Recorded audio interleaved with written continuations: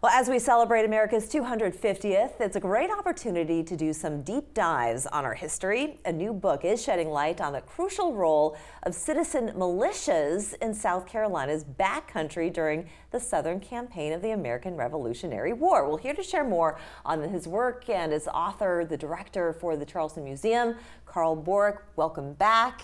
Thank you for having me. Congratulations. You just told me this is your fourth book.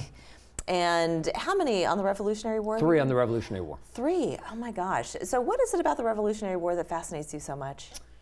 You know, I've been, reading and studying about it since I was a kid. I was just telling some folks the other day, I remember playing Francis Marion in my backyard in Greenwood, South Carolina. Did you really? Yeah. And visiting 96 Historic Site during the bicentennial, so yeah. What drew you to this particular subject? This is an interesting subject to talk about. I don't think a lot of people realized how many militias existed and why they existed. What did you uncover? Sure. Well, each of the colonies and then later the states would have had a militia that would have been used for defense against native peoples or the Spanish and French. And so what kind of drew me to this topic, though, is my first book was on the fall of Charleston in May of 1780, which was a major defeat for the Americans and pretty large victory for the British. And so the South Carolina government is pretty much eliminated at that point. So how do these militia men in the backcountry continue to operate, right? They don't have a government to provide supplies to them. And people like Thomas Sumter and Francis Marion are raising men. How are they doing that without the support of the state government? So that's kind of what was the driving force behind the book, is I want to know how we were able to do that and how we were able to succeed in South Carolina. Can you share with us a little bit of how they actually did it? Sure. So as I mentioned, all the colonies had militia systems, right? And the South Carolina militia was called out in 1775, and 1776, and 1778, 1779, right? So these men were used to being in the field.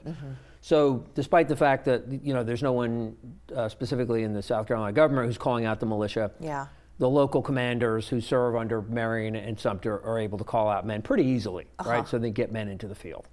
And then the other thing I wanted to look at was, okay, how were they armed? How were they clothed? How were they fed? And so the arming and clothing honestly is pretty easy, because men wore what they wore at home, when they worked on their farms. Sure. And then they were all required to provide their own weapon, right? So arming and clothing is not that big a deal.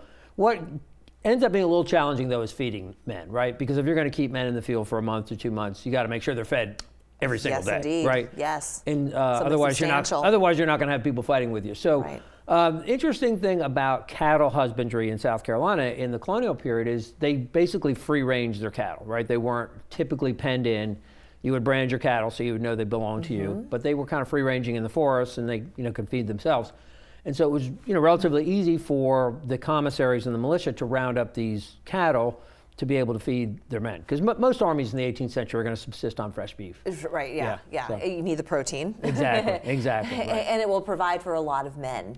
Right? Correct, yeah. Yeah. In fact, I've estimated in the book that one steer would probably feed maybe 250 men. Goodness gracious. Yeah. Oh, okay. Yeah. And I'm sure very inventive ways on how to make every little bit stretch as well. Sure, yeah. Did you uncover anything about the women behind the men and also the enslaved Absolutely, yeah. There's an entire chapter that's devoted to the role of women during the the war in the backcountry. Sacrifices made by everybody. Absolutely, yeah. And in some cases, they were encountered some pretty hairy experiences. There was one example I talk about in the book of a woman. They were looking for her husband, who was fighting with the militia, and she said, "I don't know where he is," and they kind of pressed her on and ended up stabbing her with a bayonet. Oh, goodness gracious. She survived, but she said she had pain in her chest for the rest of her life. So, wow. Yeah. Oh, gosh. Yeah. So at the end of all of this research, was there anything that stood out to you that you discovered just sort of about the perseverance of the South Carolinians and the hope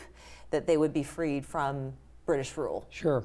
Yeah, and that's the other thing that came out of the book, because historians in the past, including myself, after the siege of Charleston, many people thought it was over, right? We lost the capital city. Our government has been taken off the map. So there was a number of people in South Carolina who were ready to throw in the towel.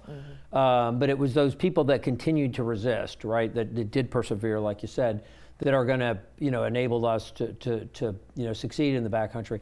And, a lot of what contributed to that was when the British move out into the interior of South Carolina and they face these bands of militia that don't always win battles, but, kind of bog down the British and really, cause them a lot of problems. And it's not dissimilar to what the American Army faces in Vietnam in the 1960s, and also, to a certain extent, in Iraq and Afghanistan in the 21st century, where it's very difficult for conventional forces like the British Army in 1780 to deal with these bands of unconventional forces. And so, there's a lesson in the book for today. And the point about the Revolutionary War being won here is because the British bogged down.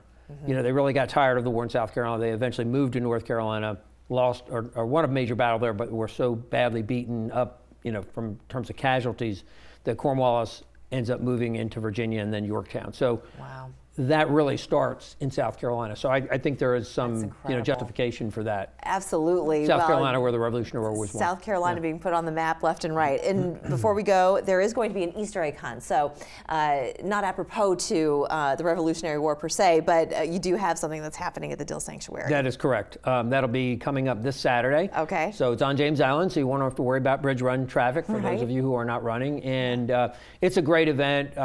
We do require reservations for you to attend, but kids love it, and it's just a beautiful property on the Stono River. Sounds like so much fun. All right. Well, thank you so much for coming in, Carl. Good to see you again. Thank you. Great to see you. We'll be back after this.